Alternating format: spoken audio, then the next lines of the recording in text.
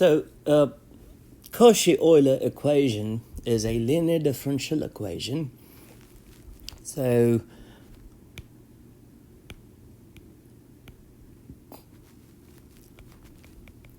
a linear differential equation of the form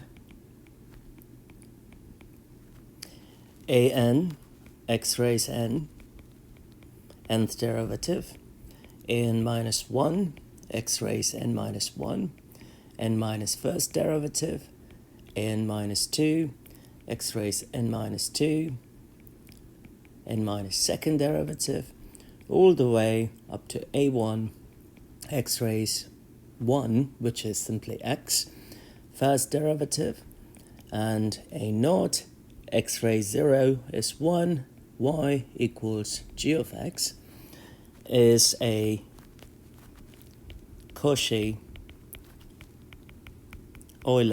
equation. Now you should have noticed a pattern here. The pattern is the power of x. So the nth derivative is related to x raised n. The n minus first derivative has x raised n minus 1. N minus second derivative has n minus 2. First derivative has a power of 1, and y has a power of 0 for x. And if it satisfies this form, then it is a Cauchy-Euler equation. Now typically we go for the method of Cauchy-Euler equation when we have order 2 or higher. So I'm going to consider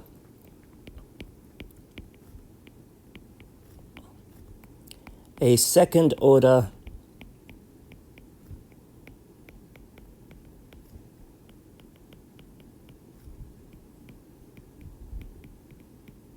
Cauchy-Euler equation, which would simply mean a2 x squared y squared, or the second derivative, a1 x first derivative, a0 y equals g of x. Now the process is pretty much the same as we've done in the past. We have to solve the associated homogeneous equation. Then we use variation of parameters or other methods such as annihilator approach, superposition approach to find a particular solution.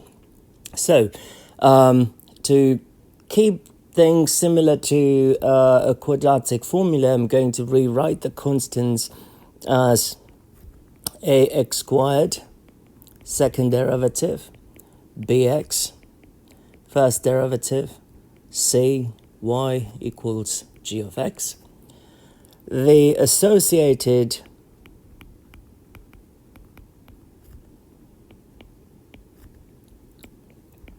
homogeneous equation is a x squared second derivative, bx first derivative, cy equals 0.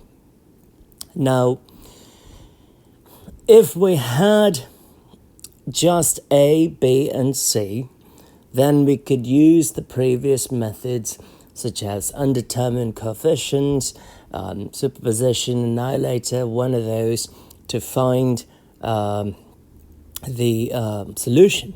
But that isn't the case here. Here we have that x squared term and the x term.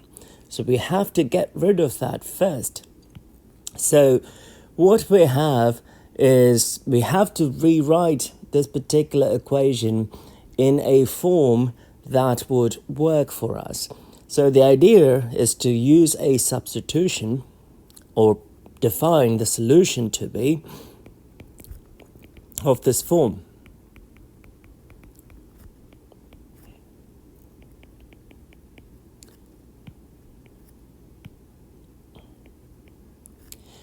Then we would have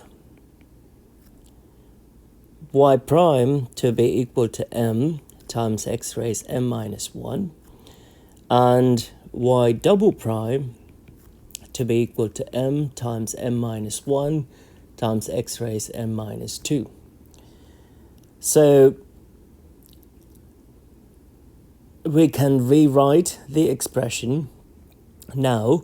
So now that we have y prime and y double prime, since y equals x raised m is a solution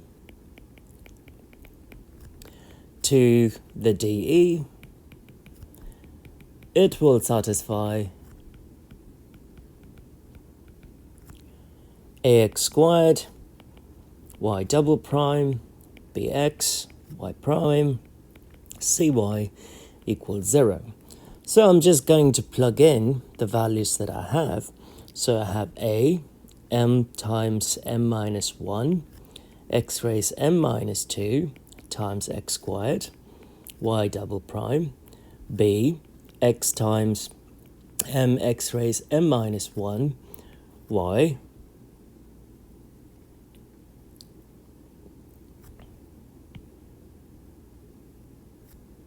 should be there,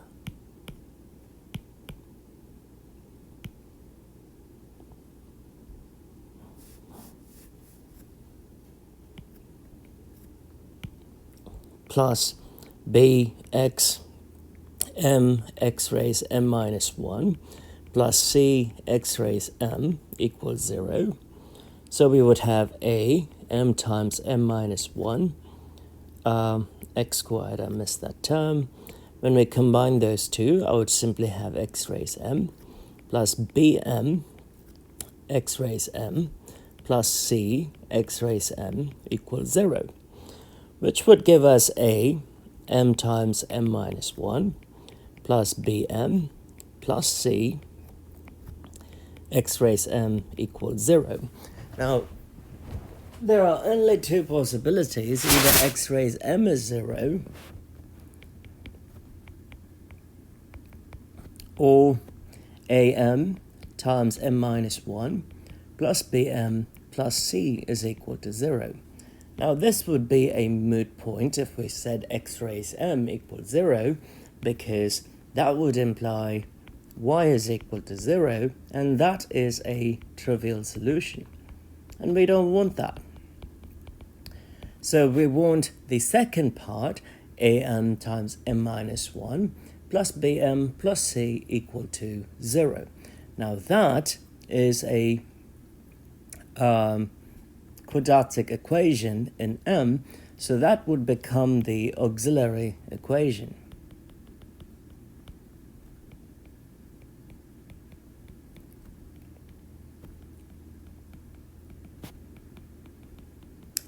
So let's consider that auxiliary equation. So we have a m times m minus 1 plus bm plus c equals 0. That doesn't look like a quadratic equation, so I'm going to FOIL or distribute am squared minus am plus bm plus c equals 0. If I combine the middle two terms, I could write it as b minus a times m plus c equals 0. Now, what we have there is a quadratic equation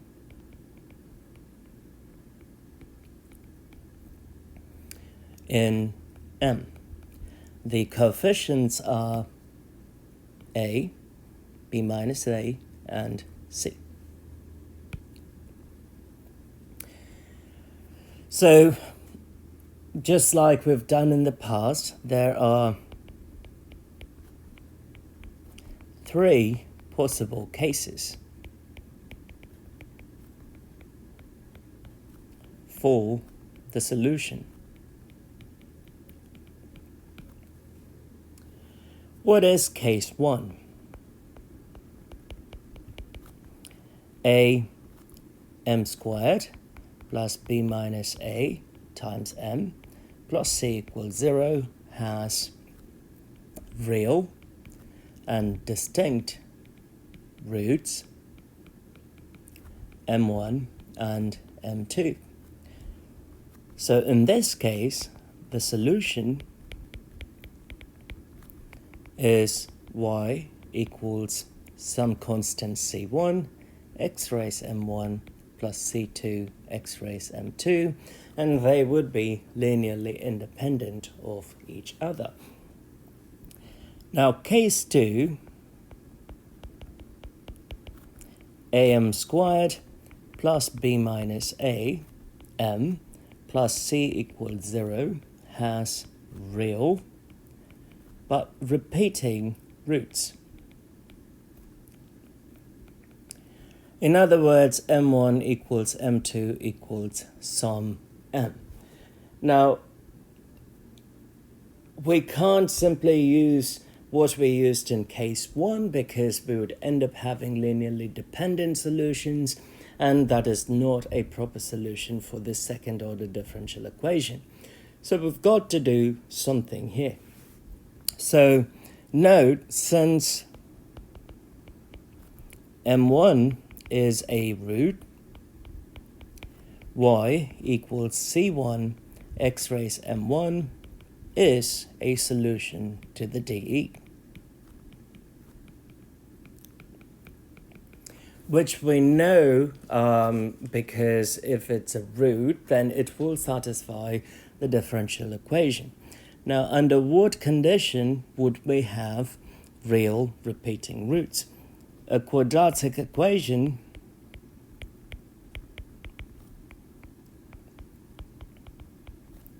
has real repeating roots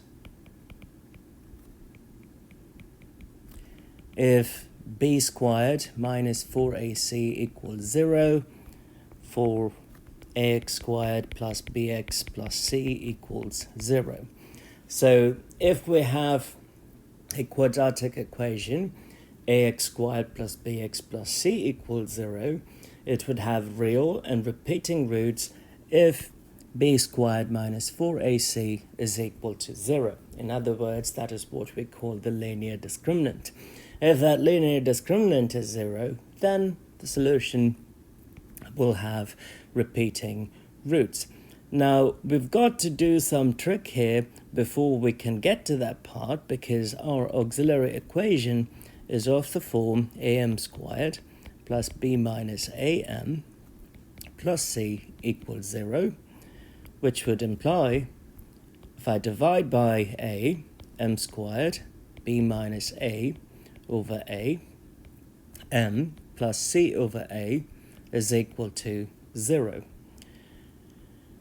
So our assumption is b squared minus 4ac is equal to 0.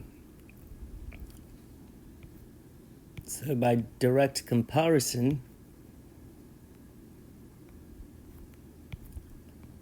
a is 1, b is b minus a over a, and c is c over a.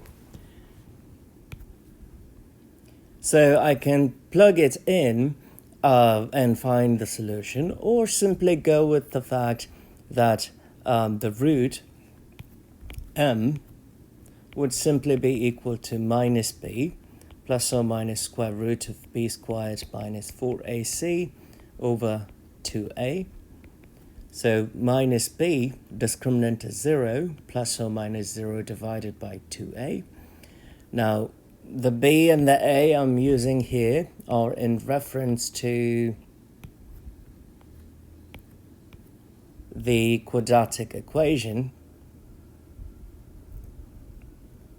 the standard one, not the a and the b that I have here. It's a bit confusing, but this is the notation that the textbook uses, so I'm sticking with that. So if I plug in the corresponding b's and a's from here, a ends up being 1, and b is b minus a over 2 times a, which is simply 1 in this case. But if we have to keep a as is, then if we didn't divide it by a, then the solution would be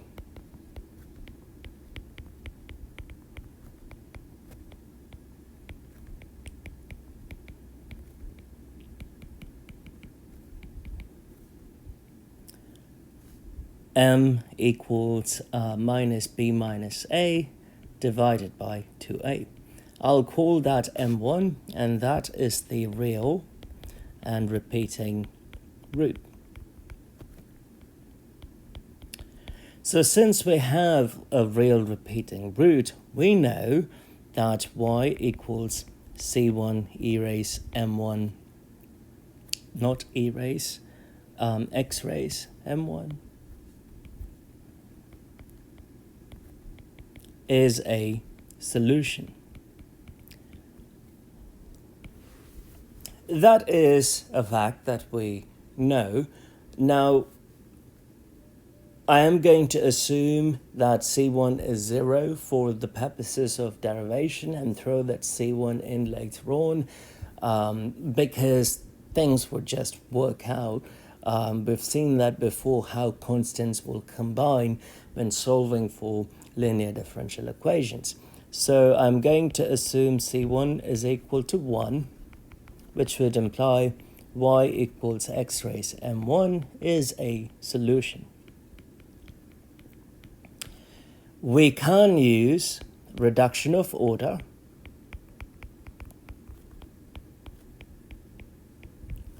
to find the second solution. Now, if we go back, I rewrote it here. I rewrote the differential equation in this form, right there, for the purposes of reduction of order.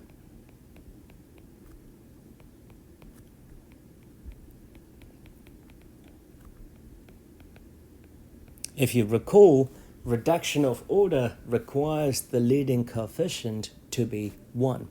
So now we can identify the integration factor on such. So we have m squared plus b minus a over a, m plus c over a equals 0. This is the auxiliary equation that corresponds to the dE that we started with, which is a x squared y double prime plus b x y prime plus c y equals 0. That is the original dE that we started with, and that original dE resulted in the auxiliary equation that we rewrote and find the roots and all.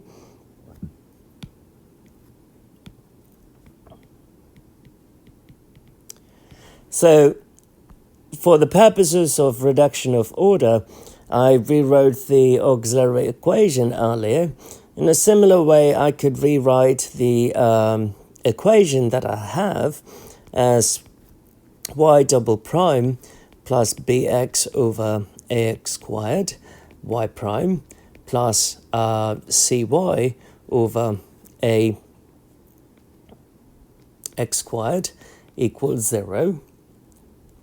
Again, for the purposes of reduction of order, y double prime plus b over ax y prime plus c over ax squared y equals 0. Reduction of order has the standard form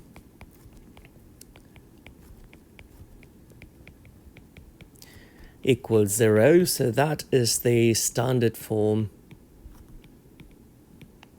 for reduction of order.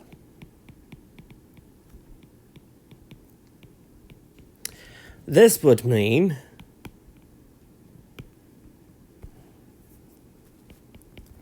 P is B over A times X.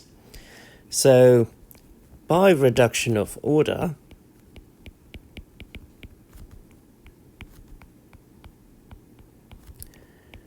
since y1 equals x raised m1, that is m1 is the repeating root, since that is a solution,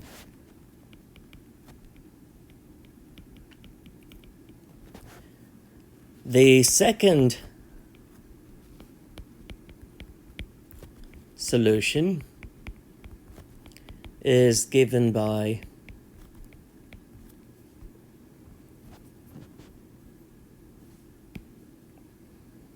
y2 equals y1 integral e raised minus integral p dx divided by y1 squared dx. So y1 is x raised m1 integral e raised minus p is b over ax dx divided by x raised m1 squared dx. I'm going to pull the constant out in the numerator, so minus b over a integral dx over x divided by x raised to m1 dx. We will have x raised m1 integral e raised minus b over a ln of x divided by x raised to m1 dx. Using the power rule of logarithms, I could rewrite it as x raised m1 e raised ln of x raised minus b over a divided by x raised to m1. The e and the ln would go away, so we have x raised m1 integral x raised minus b over a divided by x raised to m1 dx. But we know m1, the repeating root, is minus b over a divided by 2a, so x raised m1 integral x raised minus b over a divided by x raised 2 times minus b over a divided by 2a, that is the root we found, dx. The 2's would go away. X raised minus b over a divided by x raised minus b over a plus a over a dx. X raised m1 integral x raised minus b over a divided by x raised minus b over a times x dx. Those two would get cancelled, and we would end up having x raised m1 integral dx over x, which we know is ln of x. So the second solution is simply x raised m1 times ln of x, where m1 is the repeating root. So the solution to the dE is y equals c1 x raised m1 plus c2 x raised m1 ln of x, where m1 is the repeating root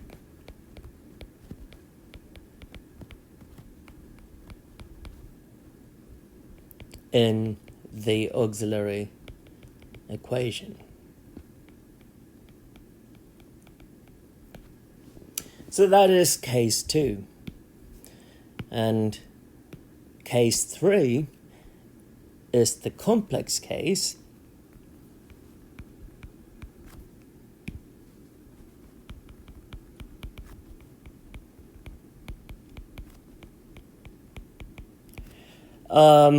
recall complex roots occur in conjugate pairs. So if I say one root is alpha plus I beta, the other root has to be alpha minus I beta. That is a given, that is something we know.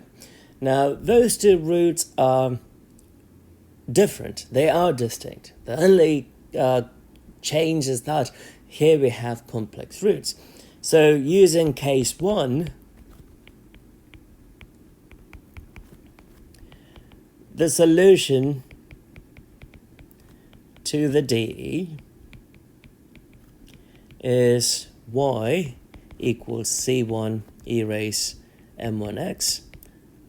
Sorry, I'm going back to constant coefficients, x raised m1 plus c2 x raised m2.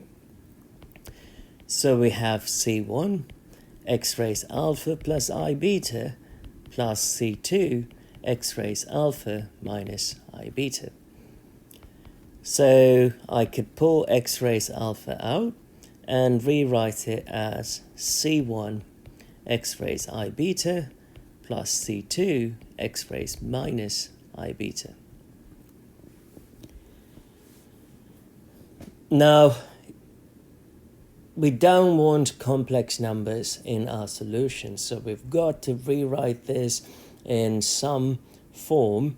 So what do? Well, let's see. Consider x raised I beta. I could write this as e raised ln of x, and the entire thing raised I beta, because the e and the ln would get cancelled and it would result in x. In a similar manner, x raised minus I beta, I could write it as e raised ln of x raised I beta. So now, using exponent rule, I have x raised I beta to be e raised ln of x times I beta, and x raised minus I beta would be e raised, oh, forgot the minus here, minus ln of x I beta, which here would be e raised I beta ln of x. Here, e raised minus I beta ln of x. Now we know Euler's formula, so recall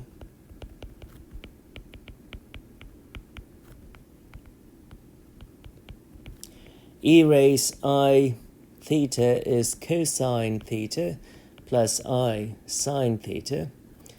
If that is the case, then I could rewrite x raised I beta as cosine beta ln of x plus I sine beta ln of x. And I can rewrite x raised minus I beta as cosine beta ln of x minus I sine beta ln of x. Now we don't want the imaginary part, so what I'm going to do is I'm going to add x raised I beta and x raised minus I beta. So then we would have x raised I beta plus x raised minus I beta equals cosine beta ln of x plus I sine beta ln of x plus cosine beta ln of x minus I sine beta ln of x. Those two would get cancelled. So x I beta plus x minus I beta would be equal to 2 cosine beta ln of x.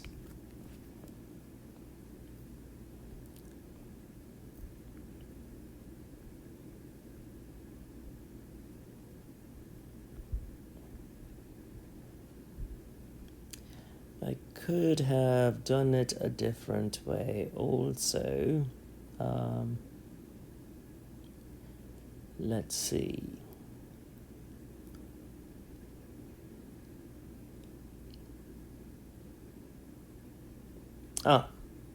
Likewise, if I subtract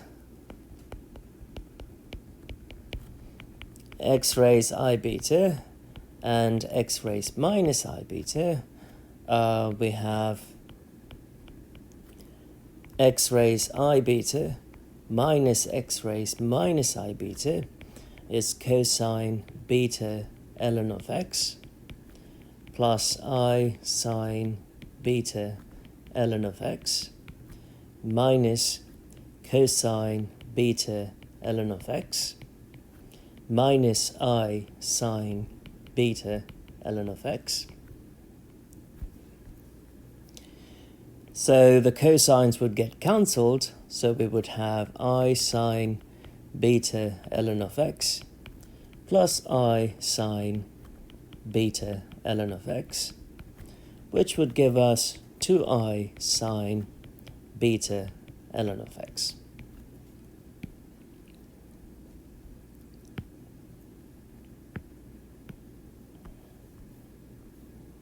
So those are the cases that we have. Oh, I could have... Uh-oh.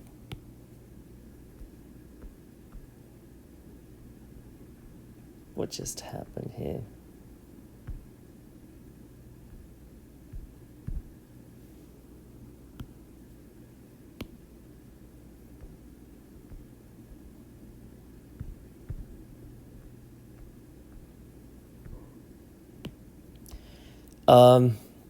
So going back to our solution,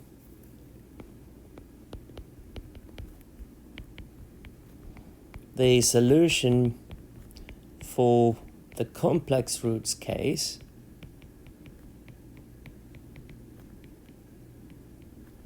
is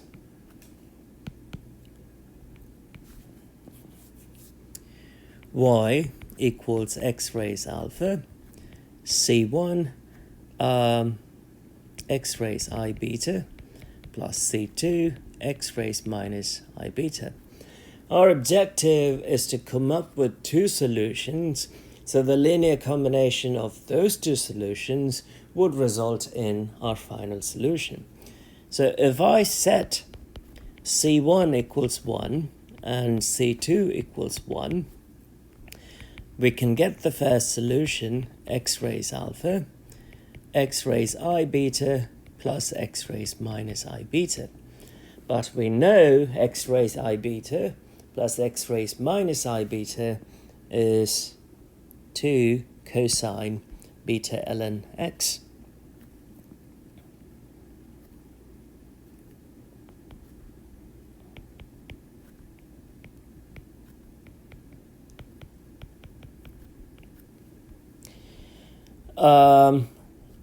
And we need another solution because this is a second order DE. So I'm going to set C1 equals 1 and C2 equals minus 1. I will get Y2 equals x raised alpha, x raised I beta minus x raised minus I beta. And that we found to be 2I sine beta ln of x.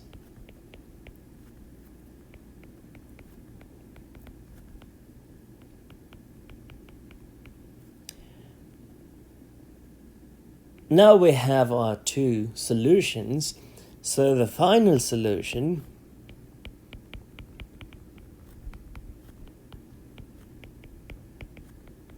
is y equals some constant. I'm just going to call this C3, the first solution, plus C4, second solution. They are linearly independent, obviously. So we have C3, x raised alpha, 2 cosine beta ln of x, plus C4, x raised alpha, 2I cosine, sine beta ln of x.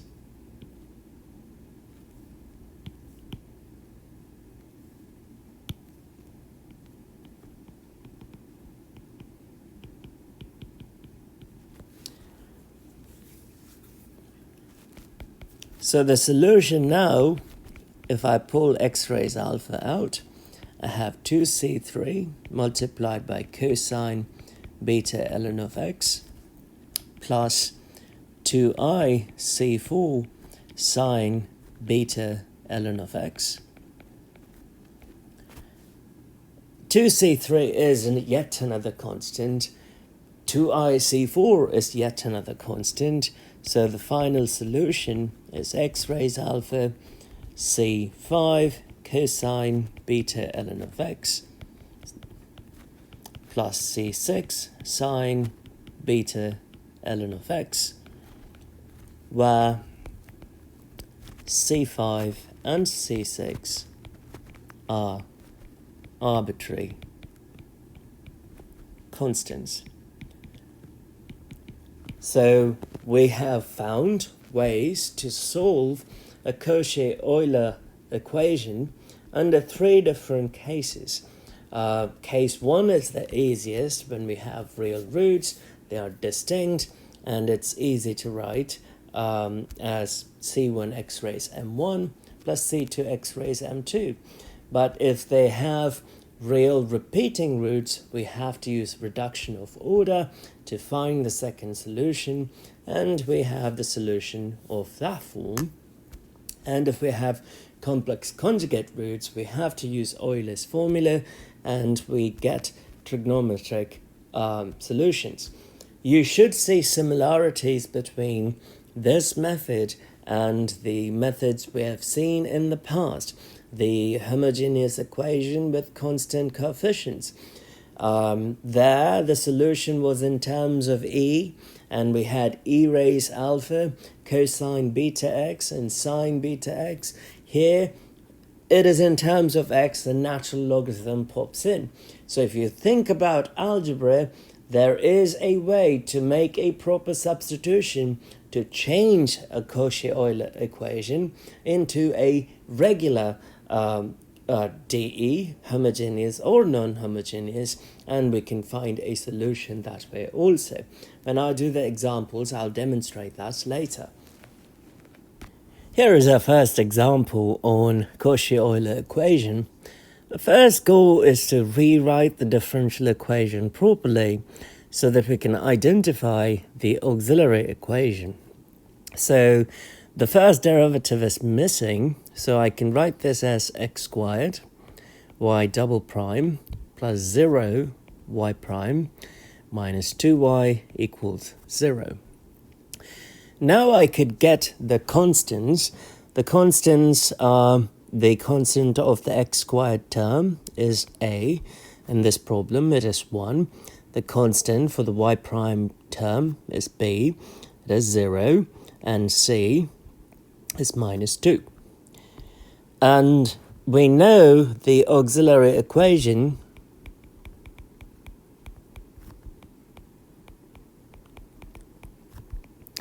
of a Cauchy-Euler DE, second order.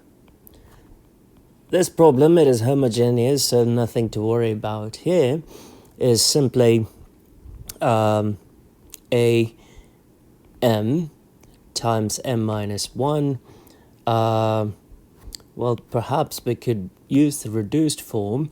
It's a m squared plus b minus a times m plus c equals 0.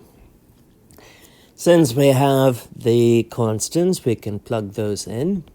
M squared plus 0 minus 1, m plus c, which is minus 2, equals 0. So we have m squared minus m minus 2 equals 0.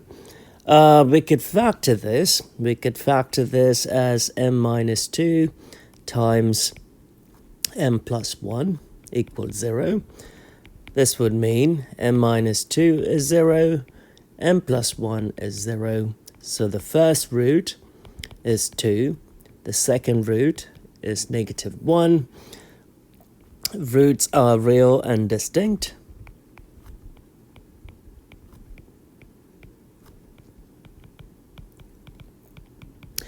So the solution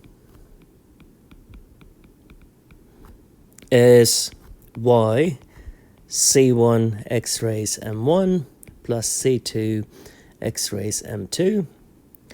So what we have here is c1 x squared plus c2 x raised negative 1, which is simply c1 x squared plus c2 over x.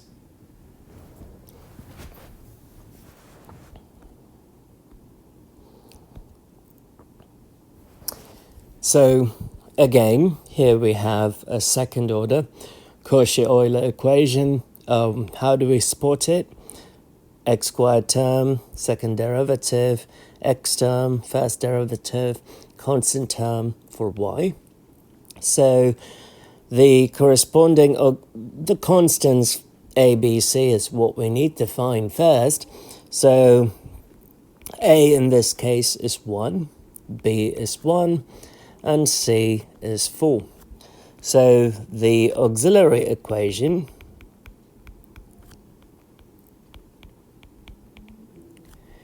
is am squared plus b minus a times m plus c equals 0. So we have m squared plus 1 minus 1 m plus 4 equals 0. 1 minus 1 is 0, so m squared plus 4 is equal to 0, which would mean m squared is minus 4, so the two roots are 2i and minus 2i. This is the complex roots case.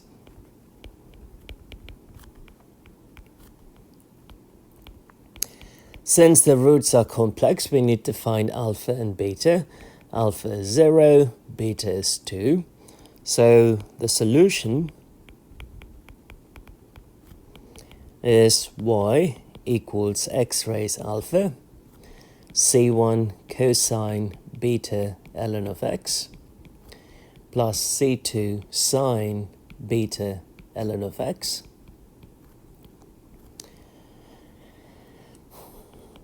x raised 0, c1 cosine 2 ln of x, plus c2 sine 2 ln of x. X raised 0 is 1, and if we use the properties of logarithms, we could write it as ln of x squared plus c2 sine ln of x squared. And that would be the final answer.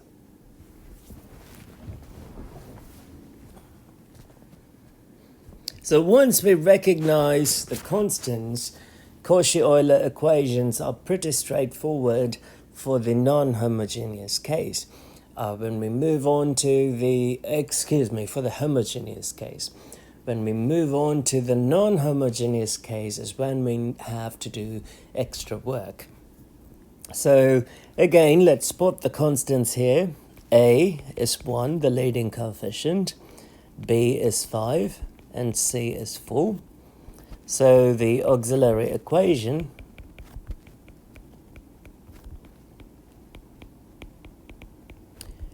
is am squared plus b minus a times m plus c equals 0. So we have m squared, 5 minus 1 times m, plus 4 equals 0. M squared plus 4m plus 4 equals 0. That can be factored. I could write it as m plus 2 times m plus 2 equals 0, which would mean m plus 2 equals 0 for both cases. So m1, m2, they're both negative 2. So the roots are real and repeating, which would be case 2. So the solution is y equals c1 x raised m1 plus c2 x raised m1 multiplied by ln of x. So we have c1 x raised minus 2 plus c2 x raised minus 2 ln of x, which I could rewrite it as c1 x squared, c1 over x squared, c2 over x squared ln of x, removing negativity.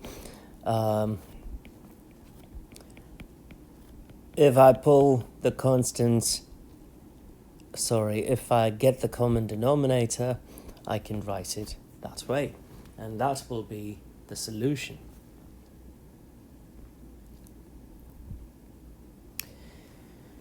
Here is another Cauchy-Euler differential equation. The key, as always, is to find the constant. So A is 1, B is -7, and C is 41. The auxiliary equation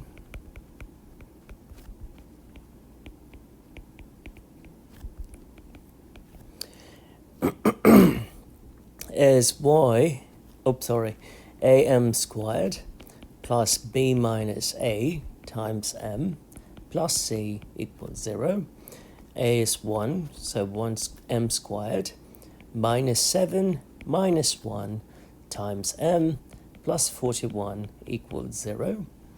M squared minus 8m plus 41 equals 0. Could we factor that to get 41? I don't think so. So using the quadratic formula,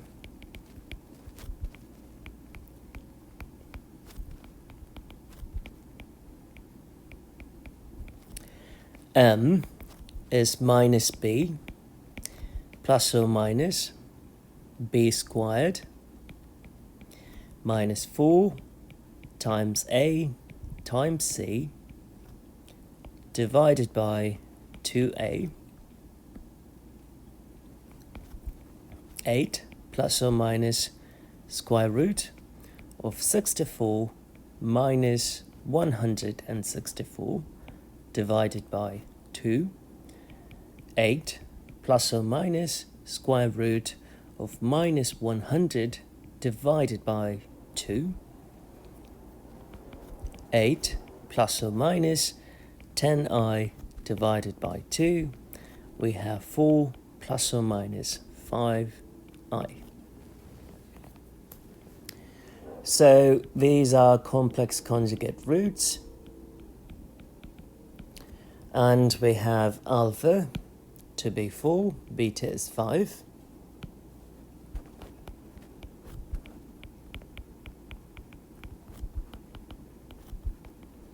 Y equals x raised alpha, c1 cosine beta ln of x, plus c2 sine beta ln of x, x raised 4, c1 cosine 5 ln of x, plus c2 sine 5 ln of x, x raised 4, c1 cosine ln of x raised 5, plus c2 sine ln of x raised 5. And that would be the solution. So the key here always is to find the constants a, b, and c. If we don't identify it properly, then the problem becomes difficult. But if we identify it properly, the problem is very straightforward. So now we have a third order differential equation. And this is definitely Cauchy-Euler because I can see x cubed is paired with the third derivative and a constant term is paired with y. So we have to find the solution of the third order differential equation. How do we go about doing this? We derived only for the second order. So this is a third order equation, so we've got to put in some work. So assume the process is the same. Assume the solution to be y equals x raised m. This would mean y prime is m x raised m minus 1. Y double prime is m times m minus 1 x raised m minus 2. Y triple prime is m times m minus 1 times m minus 2 x raised m minus 3.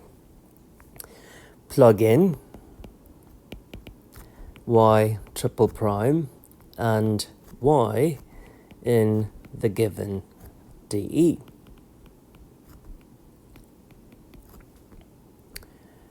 So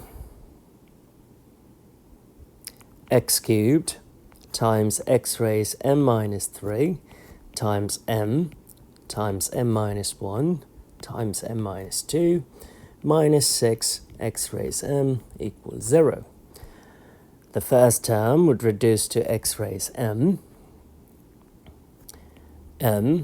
times m minus 1 times m minus 2 minus 6 equals 0.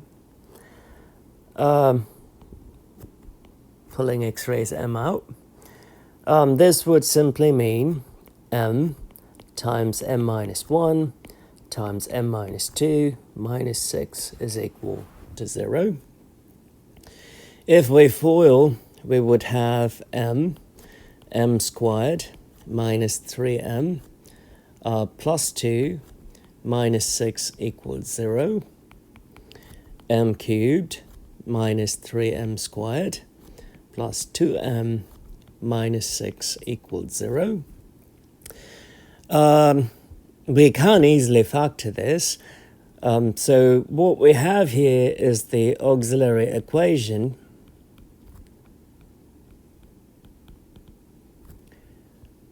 for the dE. So the purpose of deriving the process to the solution with the second order dE is to understand and how to apply it to a third order dE. Now, I had no formula.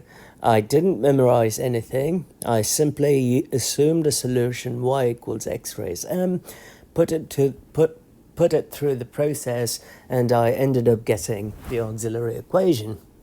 And this auxiliary equation can be solved easily.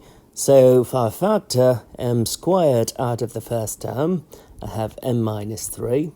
If I pull 2 out of the second term, I have m minus 3 equals 0. I have m minus 3 in common. If I pull that out, I have m squared plus 2 equals 0. So the two factors are m minus 3 and m squared plus 2.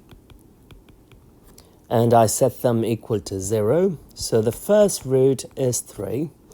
Here, m squared would equal to minus 2, which would imply the second root is I root 2, and the third root is minus I root 2.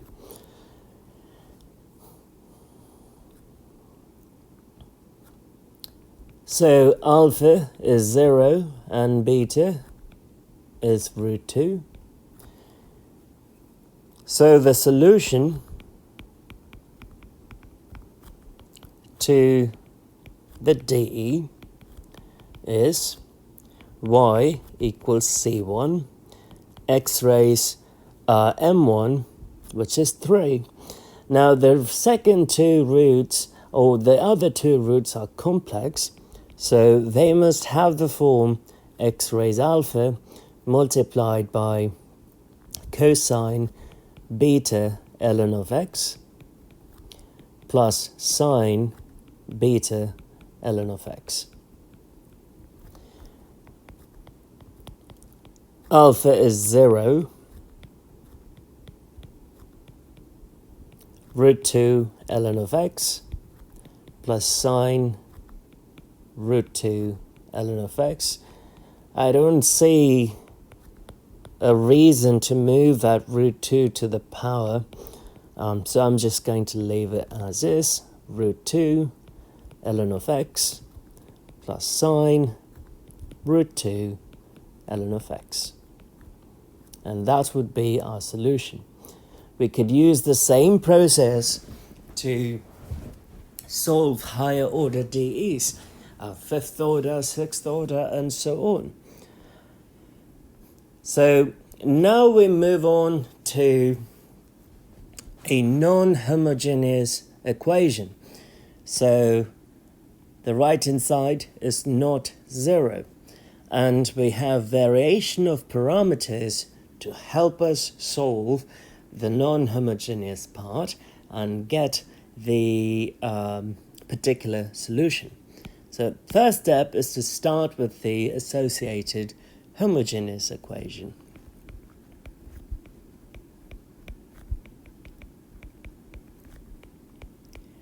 The associated homogeneous equation is x squared y double prime minus 2x y prime plus 2y equals 0. So now a is 1, b is minus 2, c is 2. The auxiliary equation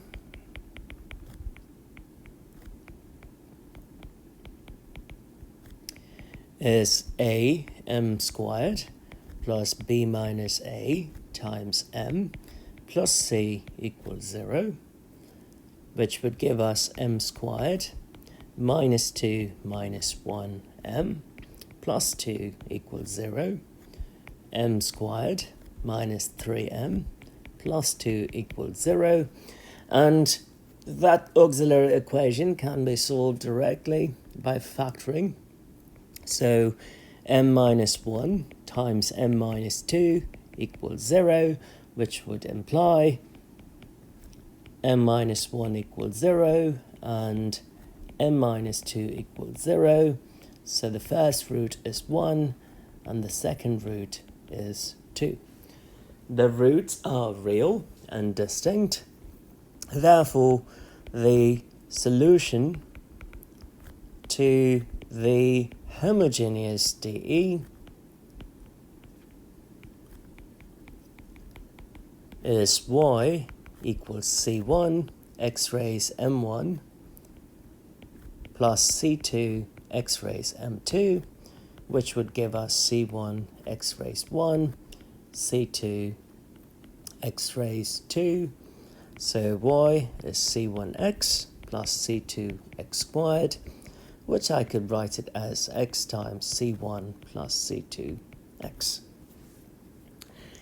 So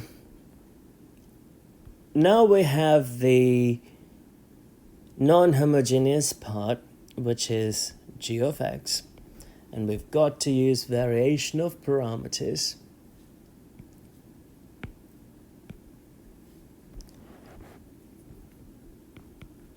so that we can find the particular solution. To do that, we need to first find the Wronskian. So the two linearly independent solutions are y1 equals x and y2 equals x squared. So the Wronskian is x squared, 1 and 2x, which would imply the determinant of w would simply be 2x squared minus x squared, which is x squared. And we know that g of x is x raised 4 e raised x. Yes. So to find u1 prime, w1 is 0 x raised 4 e raised x, x squared 2x. This would imply the determinant of w1 is x raised 4 ex times x squared with a negative 1, which would mean u1 prime is the determinant of w1 divided by the determinant of w, x raised 4 e raised x times x squared divided by x squared, and that's what the determinant of w is. So if we cancel those two, we have minus x raised 4 e raised x.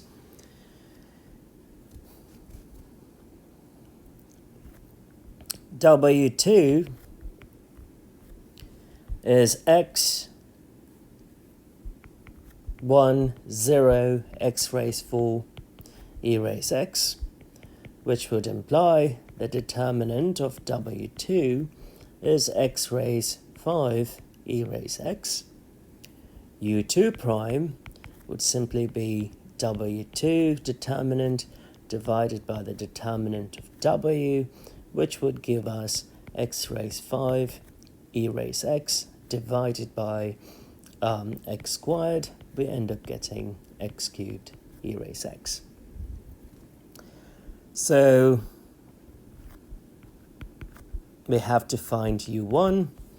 u1 is integral u1 prime dx, which is negative x raised 4 e raised x dx. The only way to find this is by using integration by parts.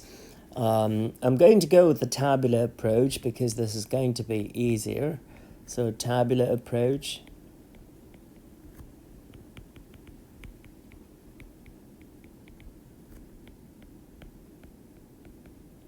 So we have x raised 4 e raised x, the derivative, 4x cubed, 12x squared, 24x, 24, 0, e raised x, e raised x, e raised x, e raised x, e raised x.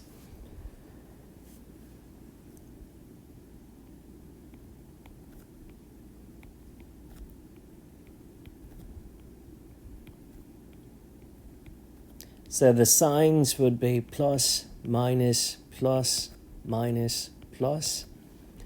So the integral over there would be minus x raised 4 e raised x minus 4x cubed e raised x plus 12x squared e raised x minus 24x e raised x plus 24 e raised x.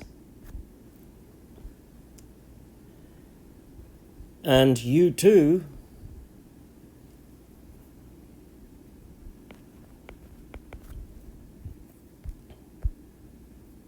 would be the integral of x cubed e raised x dx. Tabular approach again.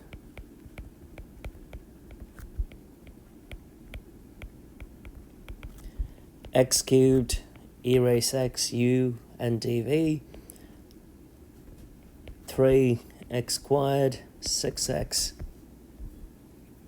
6 and 0, e raised x, e raised x, e raised x, e raised x.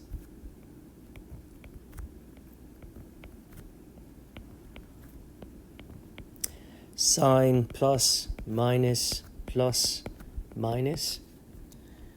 So the integral of x cubed e raised x dx would be x cubed e raised x minus 3x squared e raised x plus 6x e raised x minus 6 e raised x.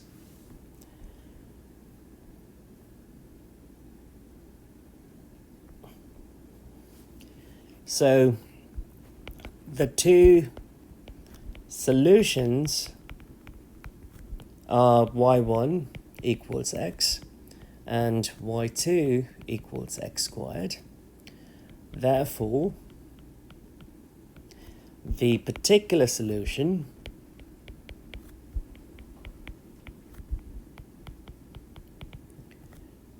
is yp equals u1 y1 plus u2 y2.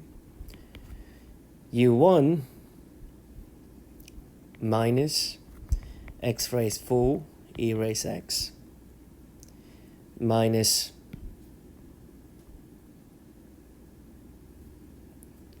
four x cubed e raised x plus 12x squared e raised x minus 24x e raised x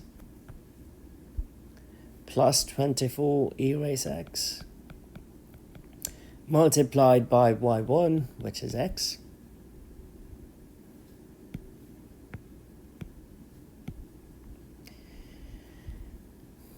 and y2 times u2 is x cubed e raised x minus 3x squared e raised x plus 6x e raised x minus 6 e raised x times x squared. Yp is minus x raised 5 e raised x plus 4 x raised 4 e raised x minus 12 x cubed e raised x plus 24 x squared e raised x minus 24 x e raised x. The other term plus x raised 5 e raised x minus 3x raised 4 e raised x 6x cubed e raised x minus 6x squared e raised x. Those two would get cancelled, and we would have x raised 4 e raised x, 6x cubed e raised x with a negative, 12x squared e raised x minus 24x e raised x. I could pull e raised x out. I could pull x out. So x e raised x cubed minus 6x squared plus 12x minus 24. Something tells me that we can factor this. Maybe not.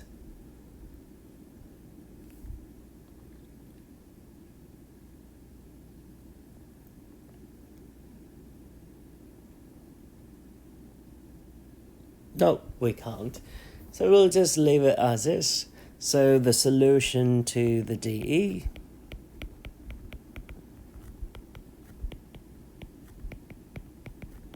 is y equals the complementary solution plus the particular solution.